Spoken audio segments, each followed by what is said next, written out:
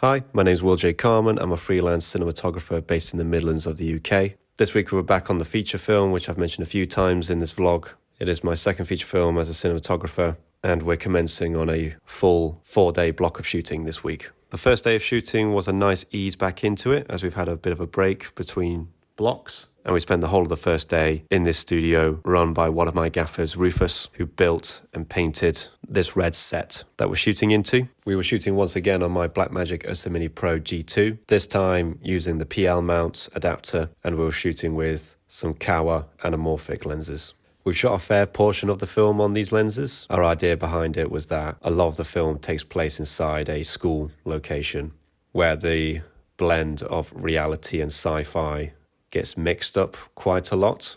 So we thought from a visual perspective, it would help add to the visual language of the film if we shot all scenes that take place inside the school on anamorphic lenses, and then all scenes that take place outside of the school on spherical lenses, just to show a differentiation between the two worlds that this film takes place in. We also had B and C cameras on this day in the forms of Blackmagic pocket cameras. I think we're using my 6K Pro for the C cam, and then we used one of my AC's Louis or Albert's 6K. The C cam we were rigging up onto a double wind-up stand, which we have done quite a bit throughout this film so far, using it to represent a CCTV camera that plays quite a important role in the cinematography for this film. The majority of the scenes that we were shooting on this set were part of a montage sequence.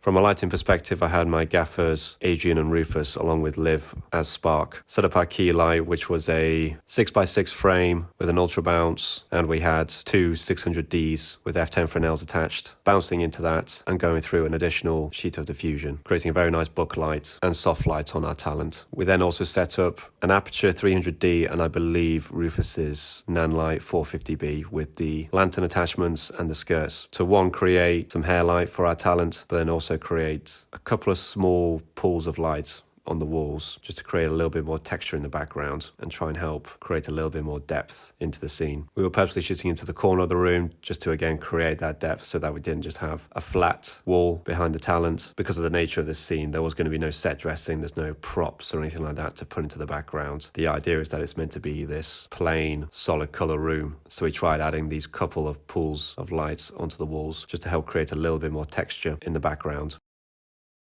On the second shoot day, we were in another studio space, this one with a massive LED light wall.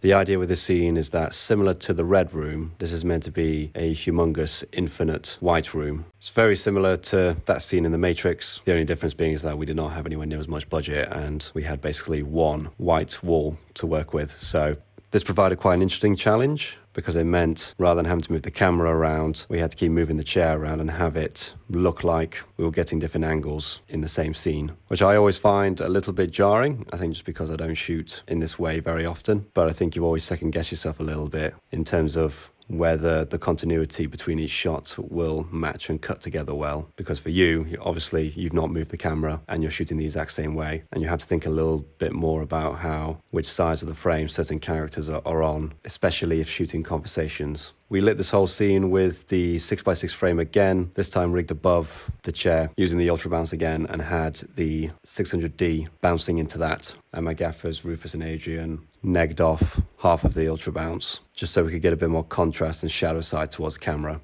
We then later on utilised some RGB lighting just to create some in-camera effects to represent the emotions that the characters are feeling whilst in the virtual reality world.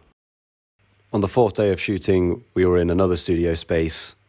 This one looked fantastic just because it had all these panels on the wall and really helped us lean into the more sci-fi edge that this film has. We were shooting a few different scenes in here, but the main one was this scene where the students are forced to work together to solve a task that they are set. From a lighting perspective, I had my lighting team set up a couple of Aperture 60Xs to shine down on the back wall to create these two shafts of light. And I also had them set up a bunch of Titan Astera tubes on the wall to act as practicals for the scene, which we're able to utilize the RGB color spectrum in to change colors, again in line of the mood of the scene that we were shooting. I then had them set up I think it was an Aperture 300D with a light dome 2 attached to the left of camera frame to key the students whilst they are sat down. And then when they are up surrounding the table, I had a aperture 600D or C, I think, bouncing into a giant 5-in-1 reflector that my gaffer and Spark, Adrian and Liv rigged to the ceiling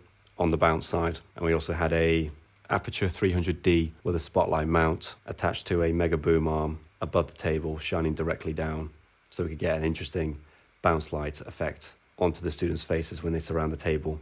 It's a type of lighting which doesn't necessarily look the most flattering, but I think it works for the tension of this scene and adds a little bit more grit that we wanted to get with this film. The spotlight mount was also performing double duty because in the first part of the scene, we don't see the table and we just see the students sat in the chairs. And then there's a lighting cue where the whole space gets blacked out. And then the first thing we see when the lights come back on is this table.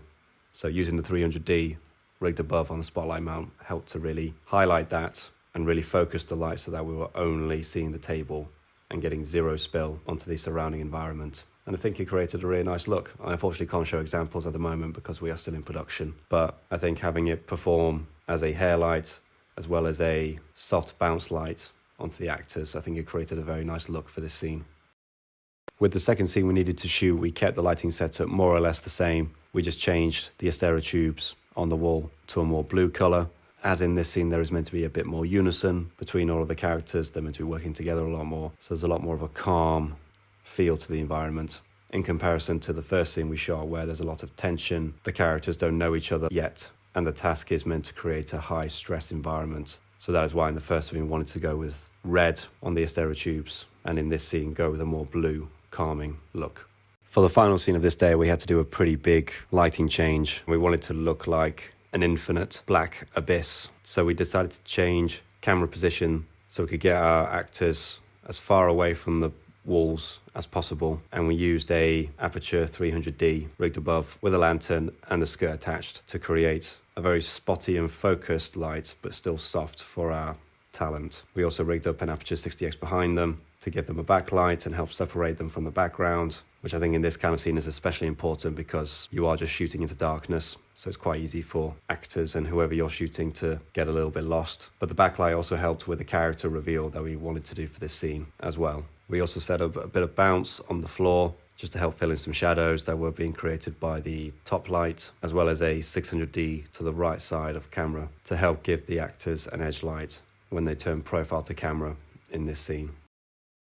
On the fourth and final day of this block, we started in this beautiful field location, filming a short little scene of our actors running through it, before moving into a school location that we filmed in before, where we had to shoot probably the most amount of scenes for this block. The first one was a pretty simple conversational scene between two characters. Whilst we're in the field shooting that short scene, I had one of my gaffers, Adrian and Spark, Liv, start setting up the lighting for this scene. I knew I wanted us to shoot from this side of the room so that we could have the windows behind the actors. One, to give us motivation for a fake sun that we set up outside the window. I believe we were using a 600D with an f10 for now for that. We also set up, I think, another either 600D or a 300D outside that window as well. And we had a spotlight mount attached to it so that we could create this shaft of light on this back wall. Just to, again, create a bit more interest in the background because, as always, we love locations that just have white walls because it means we have to work a little bit harder. So just adding this little slash of light in just helped create a bit more interest in the background rather than just these flat, plain white walls. And it also meant that we could rig up one of the falconized lights above them to the ceiling to help wrap the natural light towards them, but get the contrast and shadow side towards camera. We then also set up this wall of neg on the left side of frame just to help bring in more contrast and help reduce bounce back from the white walls in the room. And just by having this simple setup, it meant we could create a really nice looking image in a pretty efficient way in a small amount of time. The next thing we had to shoot was in this stairwell. This was a little bit complicated from a technical perspective just because of the nature of it being a stairwell. It's a very tight space, very difficult to put lights and fixtures in. So even though it was limiting, we had to just work within those restrictions and keep things simple. And what we did was put over this wall of neg on the left side of the staircase, just to again help with light bouncing around from the white walls. And we set up a falconized light mat on an auto pole just above talent to help wrap the natural light coming from the window around their faces. And similar to the previous scene, because it's a quick and short scene, I believe we just did the one shot. And again, very simple setup, but I think the look we got turned out great. The next scene we had to shoot was in this hallway, which for me felt like the trickiest scene of the day, just because we weren't able to block it through before getting to the location. So we were having to think on our feet a little bit with this one. And the challenge I had was that because the main action of this scene takes place in this corner section, and there was no real natural light coming in to motivate any artificial lighting, we had to figure out a way that would make this scene work without it looking too artificial. The fact that this scene takes place at night added an extra challenge, because we could have potentially had some lights coming in through these windows on the doors to help light our actors. But because it was nighttime and they were going through these doors, it meant the only way we could hide a light was to boom it above them from the ceiling. And the ceiling here was pretty low as well, so we were able to get this falconized light just out of frame. It was so tight, I was having to be very conscious when panning with the talent to make sure it didn't dip into frame. And again, similar to the last two scenes, we had to be very efficient with this because of time. So we wanted to shoot it in one shot, and that was pretty much all we did for this scene. It might seem like I'm just repeating the same lighting setups for each scene, but I think when you're having to work with tight schedules, you have to rely a little bit on the tried and tested techniques that you know will look good on camera and create good looking images for the project. And especially with this scene, there wasn't really any time to experiment with how we could make it look from a lighting perspective, so I just stuck to the techniques and ways of lighting that I know would look good to help us create the best looking image possible in the quickest amount of time. The final scene of the day was probably the most complicated yet creative in terms of lighting. I can't really go into too much detail about the context of this scene, but it was essentially a chase sequence that we were shooting in the hallway of this school. I had my lighting team set up a bunch of Titan Astero tubes on the ceilings, all set to red, and I think we had one or two of them on a flash mode to act as if they were in a faulty bulb effect mode. And we also set up a bunch of lighting fixtures outside the windows. I think it was two 600Ds with f10 Fresnels shining through to replicate some kind of moonlight effect. And we also, in some of the doorways to camera right, we had a couple of tungsten fixtures set up to create these little pockets of light that hit our talent as we moved through the scene. By this point in the shoot, we were all very tired, including myself, so I can't really remember the specifics of which fixtures we used. But I do know that for the lights that were shining from outside of the school, were more than likely the 600D fixtures, and in the doorways we had bicolor fixtures, so probably a Nanlite 450B and maybe a 300D with a CTO gel attached to it. So this was a very fun lighting setup, and the lighting team, Adrian, Rufus and Liv, absolutely smashed it. It just created a nice mix of different lighting sources, different color temperatures that just created these very interesting pockets of light that our talent could move through. And whilst we don't condone this, the highlight of the shoot was definitely being put on this foldable trolley and driven down the hallways so that we could get these tracking shots at the right speed that we needed them to be. We tried to do them handheld initially, and I was just running after the actress, but it didn't quite give the right look and feel that we wanted. And it was also more of a challenge when we had to shoot the reverse and I had to run backwards, and I obviously just couldn't run fast enough backwards to get the right feel that we wanted for these shots. So it is definitely a bit of a shitty rig system, but thankfully I was in the very safe hands of our assistant director, Luke, who was my chauffeur. And like I said, whilst I don't recommend doing this, it can be one of the fun aspects of low budget independent filmmaking, crew members just coming together to find a solution. And whilst it might not be the most ideal or the most official way to do things, sometimes you just got to do what you got to do to get the shots that you need.